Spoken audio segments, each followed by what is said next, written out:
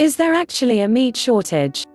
Here's the situation with beef, chicken and pork. Why the coronavirus pandemic could make meat more expensive or harder to find in the weeks ahead. Big slabs of meat may be harder to find in the coming weeks, depending on where you live. If the meat selection in your local grocery store seems more limited and expensive than usual, it's probably not your imagination. Stores across the country have reported fewer shipments of beef, pork and chicken after more than a dozen large meat processing facilities temporarily shut down operations. The reason? You guessed it, the coronavirus. Nearly 5,000 coronavirus cases throughout 115 meat and poultry processing plants were reported in April, the Centers for Disease Control and Prevention said, adding that the close working conditions in these types of facilities pose a significant risk for transmitting COVID-19. The virus is spread through coughs, sneezes, saliva and even vaporized breath. If safety concerns have temporarily suspended operations, is there actually a shortage of meat in America, and what does it mean for the grocery stores that are waiting to restock their shelves? Here's more information on what we know about the meat shortage, the effect on local farmers, and what you can do if you can't find meat in the stores. This story is intended to provide an overview of the situation and updates frequently. Is coronavirus causing a meat shortage? Grocery store cold cases may not present all the cuts you're used to, but does that mean there's not enough livestock? Not necessarily. The larger facilities may have closed, but farmers still have hogs, cattle and chickens. The issue is that they can't process or sell them while the facilities are shut, resulting, for example, in farmers with large pork operations having to cull their hogs, causing food waste. According to Vox, one poultry processor says it will have to euthanize 2 million chickens. At this time, keeping excess cattle on the farms doesn't appear to be an issue, according to The Guardian. However, the National Cattlemen's Beef Association found a study that estimated the cattle industry losses will reach $13.6 billion. John Tyson, chairman of Tyson Foods, yes, the chicken nuggets people, said in a blog post that the food supply chain is vulnerable and that millions of pounds of meat will disappear from the supply chain while the meat facilities are closed. Others believe the shutdowns won't cause the supply chain to break, but rather cause a strain, albeit a significant one.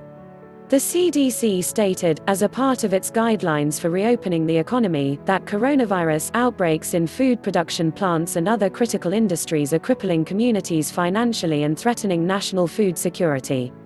Widespread restaurant closures may also play a role, with businesses completely closing or canceling their orders as more people eat at home. A USDA study from 2018 indicated that Americans consume 10 ounces of meat per day, which is around 22% higher than the recommended amount, depending on how much you weigh and how active you are, more below on the recommended daily allowance. How much is the industry impacted? Big meat processing plants, like Tyson Foods, Smithfield Foods, JBS and Purdue Farms have been affected due to plant closings. For example, Tyson Foods produces approximately 20% of the beef, pork and chicken in the U.S. The Tyson plant in Indiana had nearly 900 coronavirus cases at the beginning of this month, making up 40% of the workforce at that location. That location produces 19% of the pork in the U.S. Another Tyson plant in Iowa had more than half of the workers test positive for the coronavirus. That plant alone processes around 19,500 hogs per day, which amounts to 5% of the total production in the U.S. JBS, which processes 23% of the cattle in the U.S., says it will be impacted for months due to coronavirus, as reported by The Wall Street Journal. Is it safe to eat meat from plants that have reported employees with COVID-19? The CDC says that there's currently no evidence to suggest that coronavirus can be transmitted from food to a person. If you're still concerned, follow foodsafety.org's guidelines for cooking beef and pork to 160 degrees Fahrenheit and chicken to 165 degrees Fahrenheit, a level known to kill bacteria and other pathogens. How are stores handling the situation? Stores may be impacted differently across the U.S. Many have already limited customers to 2 or 3 packages of each type of meat. For example, if you buy 1 package of steak and 1 package of ground chuck, you've met your limit on beef. This is to ensure that no single person is buying all of the meat off the shelves. How are meat costs going up? Stores have also started raising the prices of meat and other grocery items, too, as a result of the forces of supply and demand. For example, eggs, milk and other dairy products have seen a price jump. The Bureau of Labor Statistics reported that grocery prices rose 2.6% in April. Business Insider reports that meat prices went up 8.1% by the end of April. How are farmers who send their livestock to these meat plants affected? In the pre-coronavirus world, large farming operations would pack up their cattle and take them to the meatpacking plants, then off to the butcher. However, with the plants slowing down, animal processing is reportedly backlogged. With major meatpacking plants closed down, like Tyson, large farming operations across the country are reportedly walking an economic tightrope. Feeding livestock is costly, and with nowhere to send their animals, some are turning to culling their herd. In some areas, more people are buying meat from independent local farmers, according to CBS. But those farmers can only produce so much livestock, and small, local butchers can handle only so many animals at a time. At the same time, small farms also sell their animals to large slaughterhouses, leaving them with nowhere to process their livestock when all butchers are full. Even if more people than usual are requesting to buy meat directly from farmers, there's still a likelihood for delay if the smaller butchers with a limited capacity for processing meat are overwhelmed by the increased demand. According to a family member from one ranch that CNET spoke to, who asked to remain anonymous, appointments with smaller and more boutique butchers typically are booked well in advance. Can I still get meat from a meat delivery service and from restaurants? Yes. Most meat delivery services work with independent suppliers to fulfill orders, however, they, too, might experience a delay. If you're signing up for a meat delivery box for the first time, we recommend you call to ask how they're impacted. Note that many of these services are more expensive than grocery stores, often as a result of selling grass-fed, organic, heirloom or aged meat. For example, a box of steaks at around 76 ounces or 4.75 pounds from Crowd Cow will cost you $159. Similar steaks at the grocery store could cost you around $100 or less for the same weight. Restaurants operate on a different supply chain than grocery stores, so it's likely that open restaurants in your area will have meat. Some may limit their dishes as a response, or introduce new menu items that reduce the amount of animal protein in a given dish. For example, instead of a whole chicken breast with potatoes, a restaurant could potentially offer a pasta with chicken dish. How long could a meat shortage last? It's unclear when factories, restaurants and supplies will return to pre-coronavirus levels. Some experts suggest that supplies will rebound as soon as June, while others say it could last the duration of the pandemic.